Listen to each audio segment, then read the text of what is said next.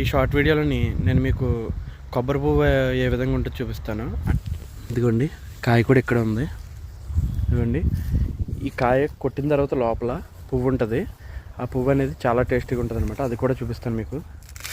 చూడండి, మా వాడు కొడుతున్నాడు, మా ఫ్రెండ్ కాయని.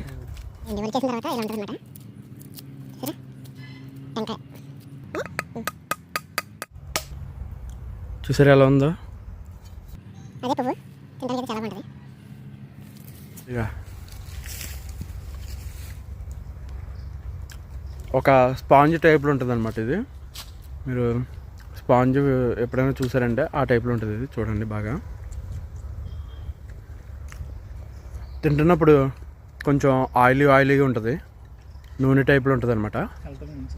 హెల్త్కి అయితే చాలా మంచిది. Okay, bye.